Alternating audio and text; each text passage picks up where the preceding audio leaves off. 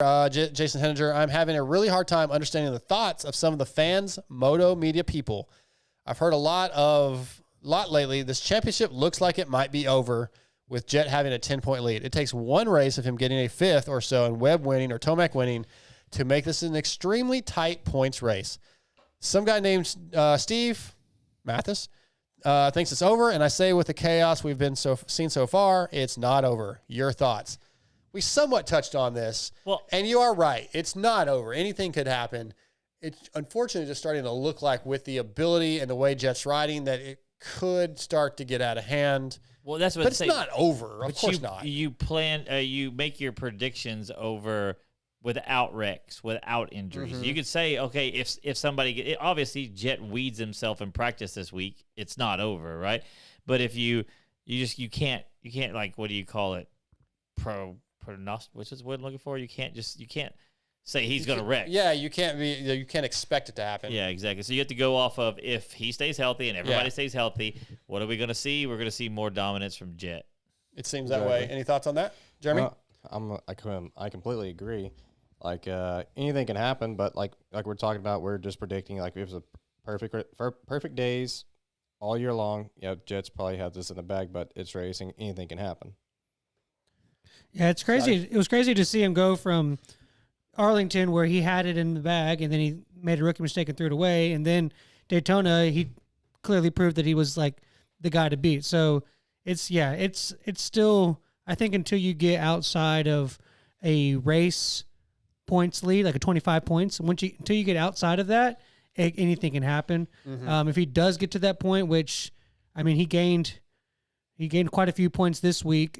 So, I mean, it could happen in a round or two. So until that point, I don't think it's over, but it's not over, but it's starting to look like that a little bit. You can look at the panic button. Yeah, we'll get with our next guest on this. He's going to be brought to you tonight by Blood Lubricants. Do you guys think all oil is the same? Well, it's not. It's a bit like food in that you can have all the same ingredients, but a great chef will make something that knocks your socks off. Blood Lubricants was developed from over 40 years of knowledge in the oil business and is used by racers in the most grueling motorsports on the planet, including Baja, NASCAR, Indy, NHRA, sprint cars, motocross, supercross, and many more. Blood Lubricants has a reputation for lasting longer than others and is known to keep your bike running up to 30 degrees cooler. Simply put, if you want the best oil you can buy in your machine, you want Blood Lubricants. Visit bloodlubricants.com and check out their numerous lines, including their Pro Series, Barracuda, Scorpion Blood, as well as lubricants and suspension fluids. Use promo code VMX25. VMX is all capitals to save. Tonight, Blood Lubricants brings us from Race Tech, one of our presenting sponsors, Checkerz. What's up, dude? Hey, dude, I'm stoked to hear from you guys. Stoked to hear from you, man. You're always you've been a longtime supporter of the show. We're buddies. I get to see you every once in a while. It's always fantastic to talk to you, man. How you doing? I'm doing pretty well. It's always a lot of fun when we get to hang out, and even though you gave me the bad luck the last time that we saw each other in road, all is good. How'd I do that? How's that my fault? Well, you didn't really. Okay, actually, you did fall down in front of everybody at Moto. But I hadn't cartwheeled in a long time, and then I spent a night with you in a camper, and then all of a sudden I cartwheel. So I think it's your fault. I feel like it's Steve's fault that we both crashed. Yeah, or Mother Nature for making the track less than awesome. That's for sure. Those conditions are not vet rider friendly by any means. No, they're not. Let me get your. I don't think you heard the beginning of the question we presented. We had an email from somebody saying, "Hey, man, I'm kind of this guy." He says, "I'm frustrated that everybody's saying the 450 championship's basically over. It's only 10 points or whatever it is. Anything can happen." And I was saying, well, yeah, obviously anything can happen, but the way things are looking, Jet is the best of the field. What are your thoughts? Well, I mean, it's only 10 points, and there's still a lot of guys in the mix, and I do think that at some point, Jet's the best guy and going to figure it out. But there was a point last year that Chase Sexton was by far the fastest guy and continued to throw it away. And I was under the impression of, you know what, he's going to figure it out. He's going to figure it out. And then after about the third time of tucking the front or having a weird crash, it started to look like, okay, maybe he's not going to figure it out. And maybe Jet's not going to get away from the rookie mistakes. And it's really easy to lose a lot of points right now, because for him to get a 7th place finish is not unheard of, because there's that many guys that are really good that if you start behind them, make a mistake, you're not just going to come blowing through them. So I do think Jet is an amazing talent. And I mean, I've been firing people up all year long and just kind of throwing it out there because I think there's these people that they don't like the hype for two reasons. One, it's just they like to be kind of the anti guy if you go against the norm. But there's the other part of it is kind of showing that it could be like a McGrath or Carmichael type generation of him just winning and winning and winning, and they want to delay the inevitable, and they don't want that because the parity is super awesome. Like this season has been great with a bunch of winners. I think it's far from over because Jet hasn't proven yet that he can avoid the mistakes. But I do think that those guys have to continue to get in there and try to rattle him. And no better person to do that than Cooper Webb or Tomac, who's really found himself. And I wouldn't say that this Daytona was a normal Daytona. It was a little sketchier and a little gnarlier. And I think a veteran like him maybe rolls off a little bit in that situation because, they talk about the lighting being crappy there, and it was darker dirt this year and more ruddy. So True. I think it was maybe super sketchy Daytona as well. Yeah, those are really good points, and I don't disagree. We actually talked about that earlier, that Eli has admitted that, when he doesn't feel it or he's a little, we'll say, uncomfortable, if the conditions aren't ideal, he is okay with backing it down. And then I also admitted that part of the reason I'm struggling with this Jet, I said last week, like Eli's going to dominate Daytona, which obviously didn't happen. And part of my not so much negativity towards Jet being the guy but it's just, I don't want to see a McGrath era again, or, where it's all right, every race is going to be won, but I don't want to see that. I want to see what we have over the last couple of years where it's like, oh, there's 3 or 4 guys that legitimately can win. It's also a good thing in a sense for the sport if we have a dominant person. I just was looking at something earlier, and I'm not sure if you guys follow like the women's college basketball thing at all. It's really close to me growing up in Iowa, and it's blowing up right now, and they're getting record ratings and such because they have a superstar. We saw it with Jeremy McGrath. We had a superstar that was dominating, and it honestly helped grow the sport and transcend it outside a little bit. So it's not the worst thing in the world, but also we have a lot of open stadiums coming up, a lot on the East Coast, and Jet has not proven himself in the mud yet. That's true, and I'm hearing some rain for this coming weekend. So, not a bad point. But Checkerz, you're making good points. We need to get you on every week. Jeez. Yeah. Yeah, it's like I study the racing stuff just for fun because I'm maybe a little bit of a super fan nerd. Yeah, that is true. Yeah, Checkerz, I thought that was a really good point. They, as I think we're biased as guys that are so involved into the sport and, such big fans that we want to see, we've really enjoyed the spoils of having a tight championship and all these guys, that deep field, whatever you want to call it. That's been awesome to see, and we don't want to see someone run away with it. But that's a very good point that if it does, that's what's going to transcend the sport. So, maybe it's a blessing in disguise kind of thing. For sure, because then you get the storyline too of, who's going to knock him off and that side of things. And ideally, Jet's got some really good push to have an actual, personality, and throw another personality against him, like a Cooper Webb, for instance, or a Jason Anderson, that's going to be the, quote, villain in the situation.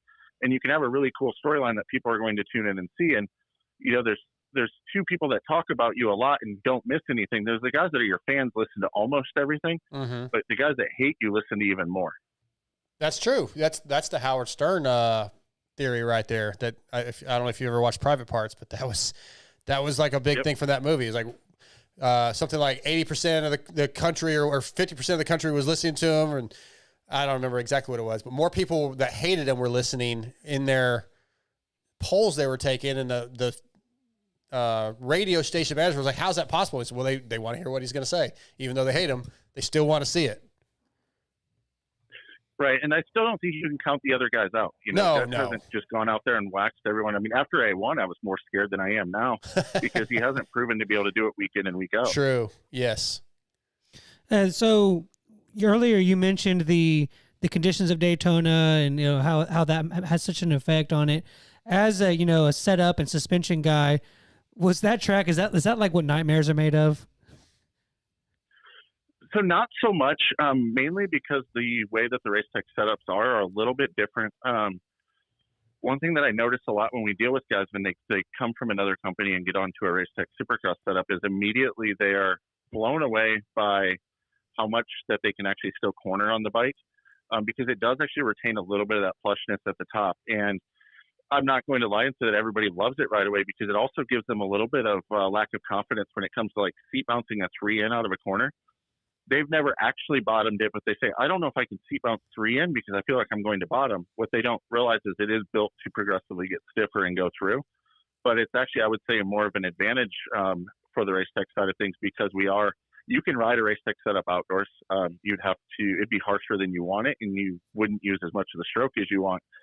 But it honestly performs a lot better than most Supercross settings would. A lot of them are really, really rigid and stiff, and it works really good for that like single fast line. And if you hit everything perfect, and like a factory guy especially that's really dialed in and really at a high level and really in good shape to push their bike the whole time, would lean more towards that type of setup. And that's the more common one that you see. And their bikes definitely aren't as compliant. Whereas on the race tech side, we work with a lot of the privateer level guys, and we try to highlight the bike to get through everything consistently and smoothly. And so it'll actually corner quite a bit better. And so those conditions, I would say, actually benefit us on our side of things for that reason. So is that a special spring setup you're running, like a different progression on like the top part? Gold valves. No, it has more. That progression has more to do with like the spring angle. I was just trying to promote gold valves. Oh, okay. Yeah, without getting too far into the technical side, because I'm not the tech guy, I'm just the marketing guy. From what I understand, is a little bit of it is actually to do with the gold valves, because we removed the restriction from the piston, so you're able to get a little bit wider range of feel. But really, it's more of just valving wise, and I would guess float. But again, this me not being a tech guy, I don't want to misspeak. I'll being just maybe a little bit touch more open and allowing a little bit more of that plushness. But it's definitely valving style.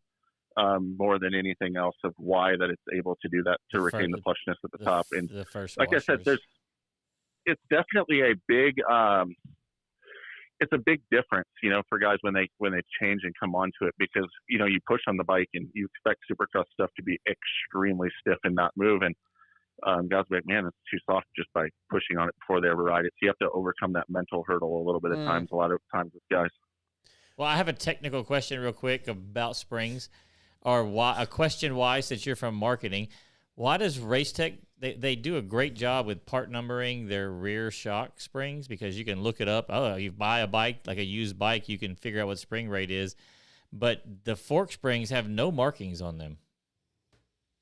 So I'm not completely positive on that, other than we have a spring rate tester, obviously, that we can use. And I believe that you can do the math from counting coils and lengths, but I'm not 100% positive on that. It's hard to do that. Again, it's way hard to do that outside on my springs. realm. Sorry. Yeah. Outside of my wheelhouse on that. But if you want, you can always send a message over to like the guys at racetech.com is their email, or give them a call. And our tech support department's pretty good about any race tech product, trying to help you figure out what you have. And if we need to get them tested or swap out springs, we're usually pretty open to do that type of stuff, and because we do move so much product. That's not. I don't mean to cut you off. That's not Keep a race. doing it. I know. It's not a race tech deal. It's every In general. Nobody laser etches a part number on their fork springs. I never understood why. Yeah, I don't know if it might just very well be a time cost Pain in the type ass. of thing with the manufacturing. Checkerz, I want to get into some arena cross talk and some amateurs and futures, but before we do, anything new going on with the race tech? Anything you want to tell us about? A longtime supporter of the MotoXpod show. We're very thankful for that. What's new at race tech? We're just ears deep in everything. It seems like constantly trying to evolve and create new stuff. Right now, the real focus is to make sure that we're creating products for all of the brands and all of the models that are coming out. Like, for instance, like the Stark Bar, to make sure we have stuff ready for that. We've been doing a lot with Sherco. We're actually doing the factory Sherco team with Cody Webb and Cooper Abbott, and that's been awesome. Like hard enduro, cross, that side of things. But they have a whole model line. Beta's coming out with a new bike, and we do a ton of Beta stuff. So it's really just making sure that our product line is full, so that our dealers can continue to have products to sell, and then sourcing manufacturing to make sure that we're keeping quality and that side of things. I don't think it's a secret that quality of product and kind of the quality control has been difficult for a lot of people across a lot of industries since COVID time and staffing and that. And we're in a situation where, the difference between half a hair is the difference between someone liking their bike and hating it. Mm-hmm. So we have to be really on top of our suppliers and that side of things. And then also making sure we're keeping the costs down, because at the end of the day, things are expensive in the world, and we want to make sure we're providing quality, but we also have to keep the price down and also allow our dealers to make money. So we're working on that. I mean, our engine department is wide open. Like we're trying to just keep up on that side of things. We're moving so many Vortex ECUs right now. It's amazing. Like the amount of remapping and stuff is super positive. And then, on the machining on the engine side, like the guys that are using us for machining on the engine side, because of the quality control that we're able to provide and that side of things and the equipment that we have and the people that are on it would blow your mind. I mean, there's multiple factory programs across the motorcycle industry that are relying on Andrew at Racetech to do all their stuff. You never know the stuff went there, and it's all confidential, and it's really awesome. But then there's also a ton of tuners out there that are using us for their stuff, and we've had really, really good results with that as well. So things are wide open and busy, but really it's filling out those model lines. There's always more that we can take on and always more development and that side of things. But yeah, it's crazy. And we're trying, it's spring nationals time. I'm getting ready to send a van out to Texas and have that going on. My head of R&D, Rob, actually, who's kind of my boss and my reason I went there, he just moved to Chicago. So he'll be doing a bunch of testing in the Midwest actually, and doing some R&D there. And I would foresee in the near future, that division of the company kind of growing. He's working remotely from there now and has a little bit in the past, but I think with him being there now full time, that we'll start to see kind of a little bit more presence in the Midwest, which will allow some of our East Coast dealers to get products sooner, that side of things coming up soon. Yeah, hopefully we're working on an industry insights on Vital MX with Rob in the future. He's got a few things he's dealing with, but once he gets his schedule cleared up, we're going to try to get him on so you guys can learn more about Rob. Before we move on to the arena cars, I do have a listener or a Vital MX forum question. You may not know the answer to this because it is somewhat of a technical question, but you might be able to give us a vague understanding or give a vague answer. It's K-Dog 941 says, which bike do you think improves the most with revalve suspension? Now, I don't know if you'll know the answer, but do you see a bike or a brand or a model that people come to Racetech for like more often than not? Is there one that stands out? Well, it's not so much current anymore, but I can tell you a few years ago that it was 100% the KTMs when they had the 4CS forks on them. They were consistently inconsistent as how we set that. And I mean, honestly, those things needed a ton of work. These days, it really, I would narrow it down to two that are really common. Okay. There's a ton of them, but that are really common are if you don't like an air fork or the feel of an air fork or don't want to deal with air pressures, anything WP wise, whether it's a spring conversion, a KYB conversion, or right now, the really ideal setup that we've been finding it's the 6500 kit that WP offers, and then we revalve that, which is similar to their cone valve technology going into the stock tubes and indoors and out. We've had really, really good luck with that. It's a really nice setup. So you can make a ton of gain there. And then the other one that's close to home for me is the Hondas, which they have really, really good components.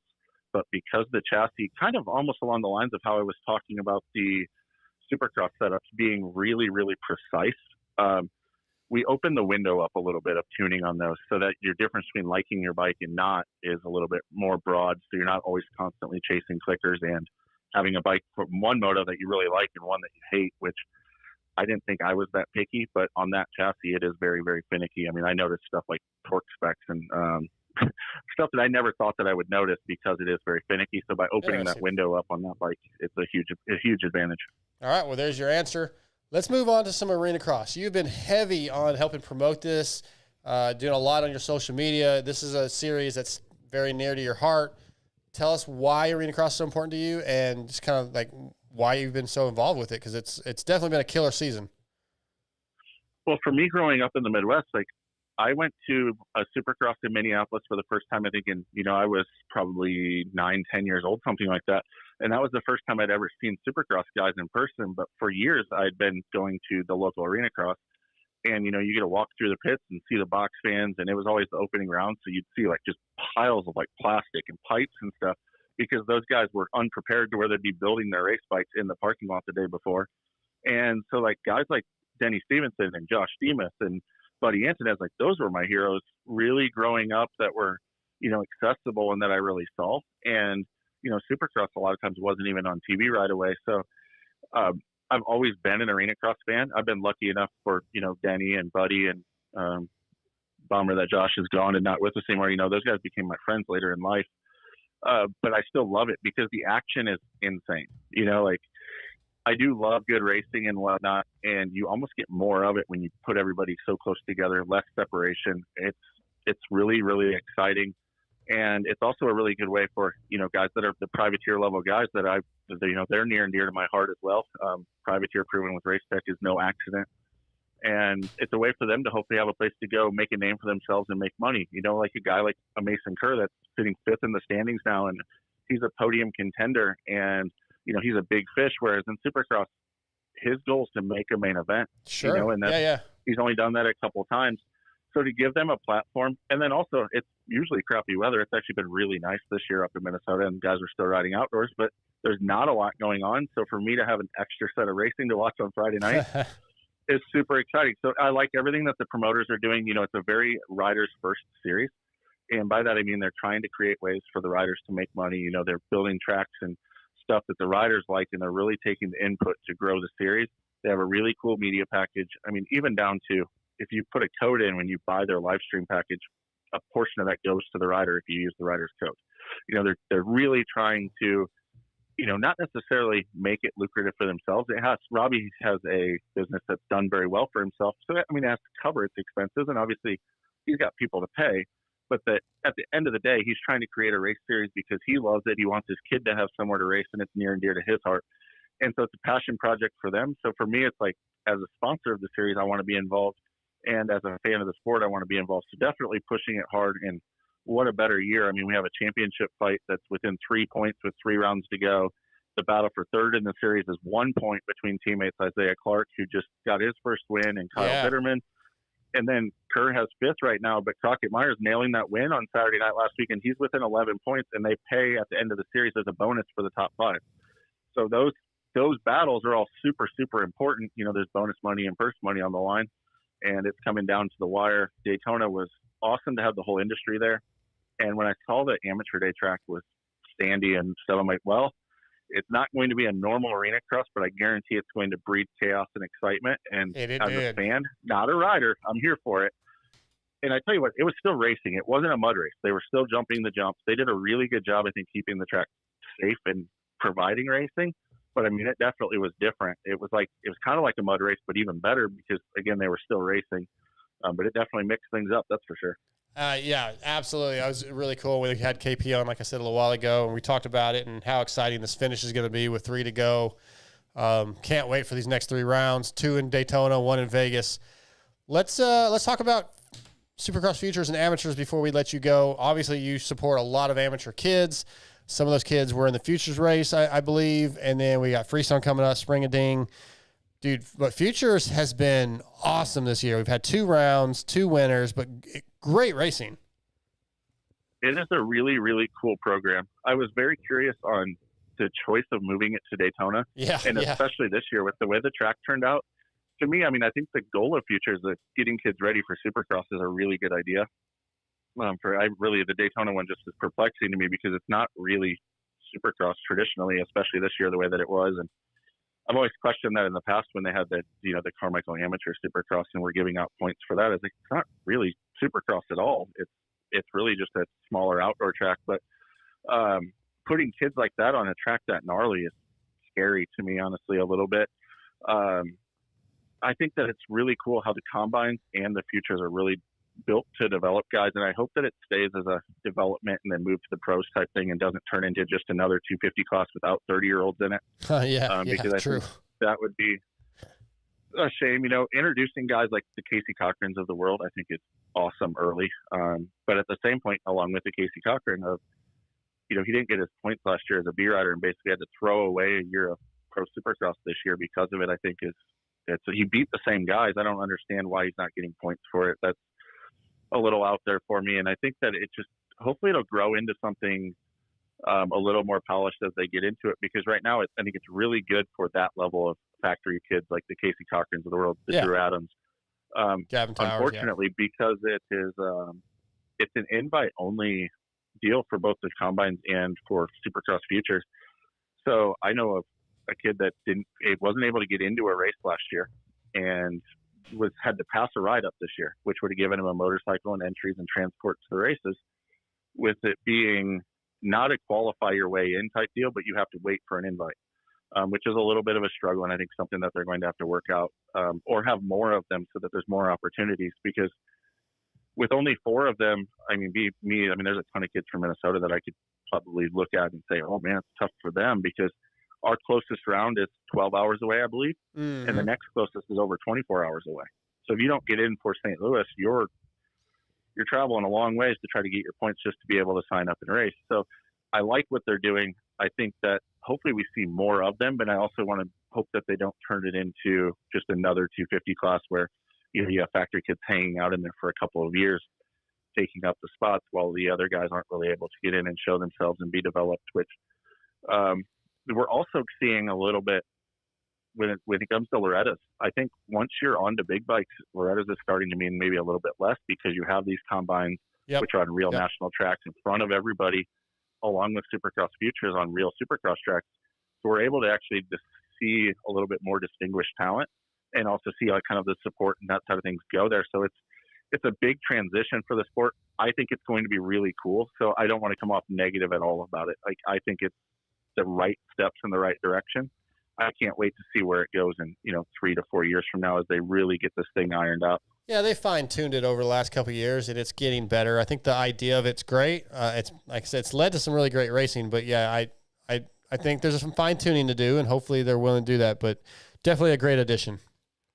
Oh my gosh, yeah, the racing has been unreal, and it's such a good exposure for the kids. And anyone that I've talked to that's done one of the events has said they've learned a ton, and they want to do more of that, which is also, that's a good sign right there. They're getting a lot of track time, which I think is also important. And, they're able to line up without having to line up against, a Jordan Smith, for instance. He's been in the class and experienced, or an RJ Hampshire. Like, those are bad dudes. They could jump in the 450 class most likely and, mix it up with about anybody. And so for your first race, not to at least have to be against them, and you're with other guys that are maybe a little bit less experienced, I think is a huge win just by itself. So I think that's awesome. And then also, again, being just on different tracks and real tracks, I would like to see them pick venues like that aren't nearly as gnarly as a Daytona. Or I'd want to see them, Indy a lot of times gets real rowdy. I'd probably want to avoid that rounds, rounds like that. Yeah, like Dallas might have been a good round. Yeah, which, I think it's been in the past. Yes, I hear what you're saying. I think you're right. Like, let's start them a little slower, maybe. Yeah, I hope so. It really hasn't caused too many problems. The guys have actually been really, really good with it. Yeah. But it is nerve-wracking to me. What was it? It was A2, right? That the track was super challenging as well. Yes. And they sent them out. The track wasn't after a prep, which I think last year, if I remember right, they were going out right after it was prepped. Which I think is also, they were like right before the main events. Yeah, I think so. Yep. Yeah, and I would like to see that too. Just again, try to make it a little bit easier. Sure. To keep the kids, going and healthy and whatnot. But there's no doubt that the racing has been incredible, which I guess goes to show if guys make mistakes, it makes racing better. So you could take that how you want to for the other classes. Guys have gotten so good and so perfect that it almost makes the racing not as good because they don't make mistakes. Can't really argue with that. Checkerz. Checkerz brought to Chris Riesenberg. Checkerz from Race Tech, brought to you tonight by Blood Lubricants and Race Tech, presenting sponsor of the MotoXpod show. Anything else before we let you go? No, I'm just stoked to talk some dirt bikes, and I'm looking forward to the rest of this championship. I'm praying it's not a mud race this weekend. Mm-hmm. I've had enough mud races for the year, but I agree. I'll be tuned in Arena Cross on Friday night and seeing that title battle. If you haven't already, definitely subscribe and check that out. It's a title battle coming down to the last 3. It is free on Nav TV if you happen to have that every Friday night live. And Arena Cross USA is their website, and I'm looking forward to it. That's going to be super, super exciting. Hopefully, I have a knee surgery coming up. Hopefully it goes well, and I'm hoping to be at the finals in Vegas for that. Oh, hell maybe, yeah. Denver Supercross, which I guess I should mention. If you haven't followed me on social media, I'm going to plug myself at Checkerz448 on Instagram, but we're bringing back the Midnight Sailor Award for the PulpMX LCQ Challenge. Oh, okay. Last year, it was about $3,000 for the biggest air wheelie on the parade lap. Was hilarious. I talked to Steve just coming into the last weekend and got his okay and approval to bring it back. We're going to change up the judging a little bit maybe, but Mason Kerr won it last year, and this year he's been arena crossing, so I'm not sure if he's going to get a special invite to the race or not, but we look forward to putting some money in a privateer's pockets. We'll be raising money for that along with Steve stuff coming up soon. I can't wait to do that. That was a ton of fun last year. Yeah, I know Wes and the guys. I hate that I missed it last year. And I don't know if I'll be there this year, but I'm going to do my best to get up there. So, yeah, I appreciate you doing that. I like the Midnight Sailor Award. Checkerz is the king of the air wheelie. I'm not doing that shit. So it's going to be killer, man. Hey, I appreciate you jumping on here, and I really appreciate the support from Race Tech with the show and myself and everything you guys do for us. So thank you very much. Absolutely. Good talking to you guys. You too, Checkerz. Take care. Tell Jenny I said hi. Will do. All right. See you, buddy.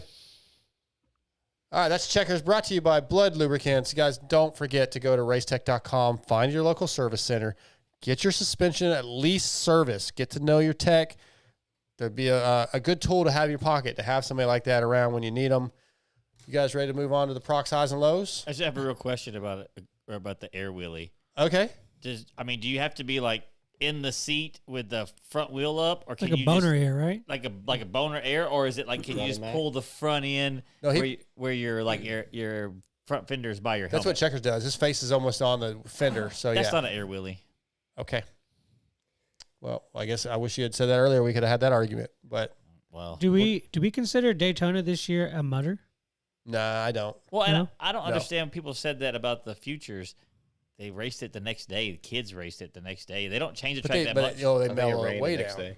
Well, no, I know. I've raced it twice, and Yeah? they knocked the whoops down. Uh, But the track ends pretty close to the same layout. The finish line. I mean, the triples are gone. Yeah. But that's really the dirt's still going to get his. You know what I mean? I don't know.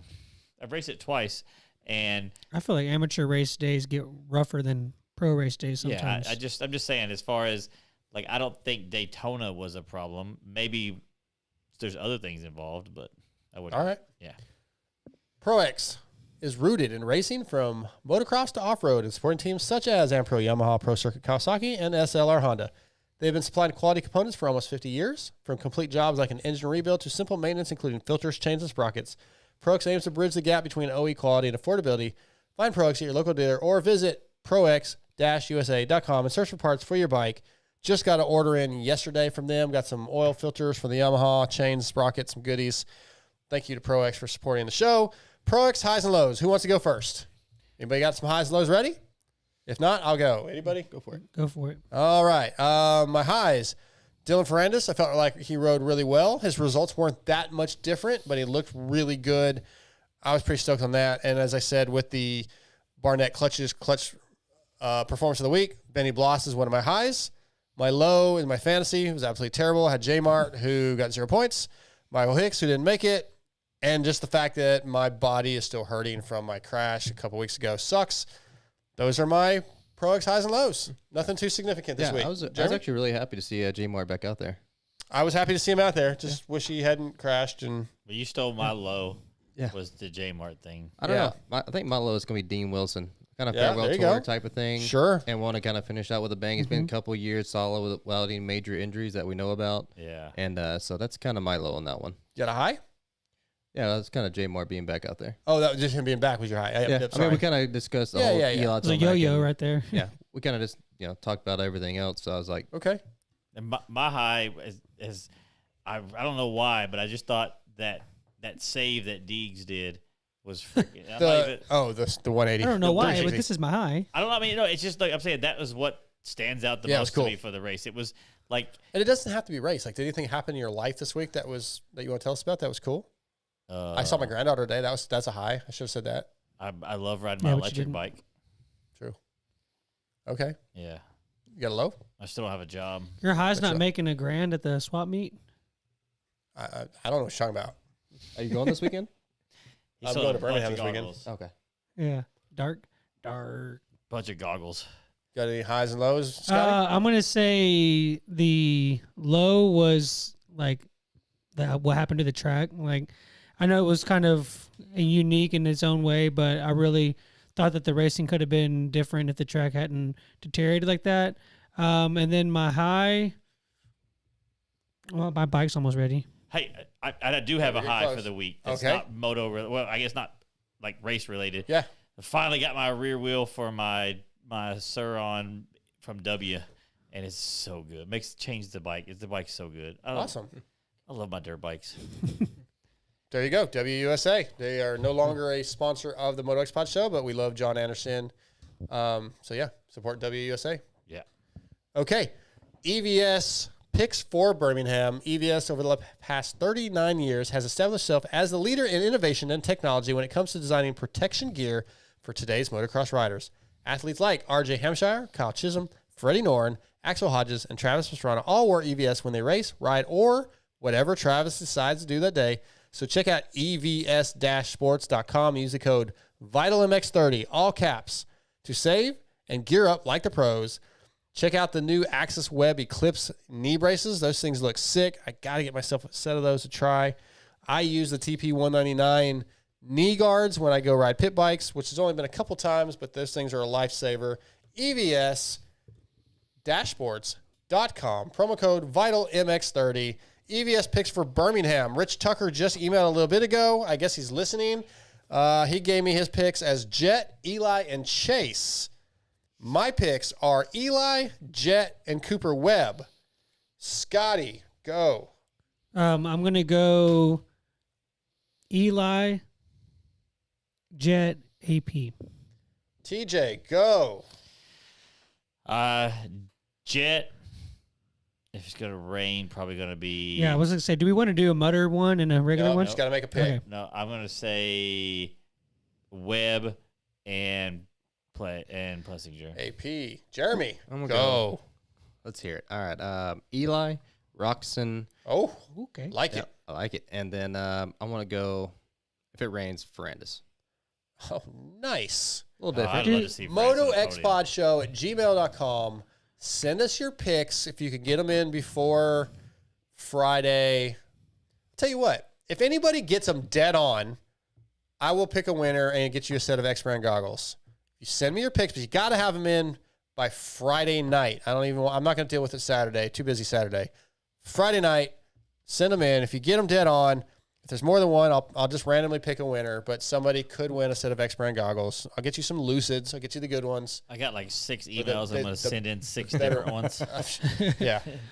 Whenever y'all are thinking about y'all's picks, do y'all No. is it hard to either like put Jet first or out of it? Like I think like I would say out of it is difficult. well, I'm saying like for me it's either like first or I always think of him like first or fourth. Like Really? that's Oh, yeah, interesting. like it's Seems like a trend, though, this year. I know. Yeah. I mean it's kind of been the case. So Jaja Binks says Eli, Sexton, Webb.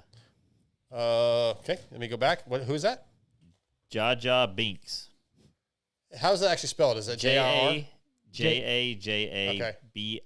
JAJABINKS. Darkside's that's not on impressed. YouTube? Darkside's not impressed. You didn't spell it correctly. That is true. What do you mean? Hey, It's not Jaja, send me an email at motoxpodshow@gmail.com so I have a way to get back with you. But what was his picks? They were Eli, Sexton, Webb. Okay, but yeah, everybody else, I'm not taking any more off YouTube. You got to send them through the email, motoxpodshow@gmail.com, or you're not eligible. Y'all send Follow them the in rules. Send them in on live chat. We'll make sure You they get can, in. but I won't pick them. Anything else before we let you guys go? Or we call this a wrap? We'll call this a wrap. All right, I want to thank our presenting sponsors, Racetech and Yamaha Motor USA. I want to thank Guts Racing, FXR, X-Brand, ProX, EVS Protection, Troll Training, Evans Coolant, Blood Lubricants, Barnett Clutches, Kyle Peters, Freddie Noren, Checkerz, Jeremy for being in. Neither one of you two, I don't give a shit. And we You just guys got suck. demonetized. We're out.